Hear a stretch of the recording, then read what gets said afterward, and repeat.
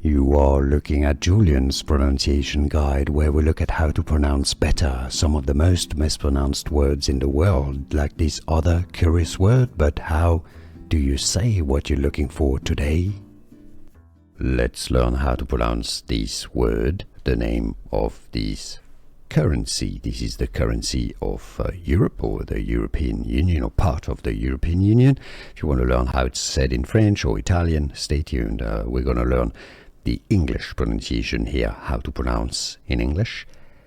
Euro, all right? You, just like you know, you, me, you, them, they, you. Euro. Stress on that first syllable. Euro. Here are more videos on how to pronounce more confusing words and names too many mispronounced. Like this video if you found it useful. I appreciate your support. I'll see you soon, and thanks for watching.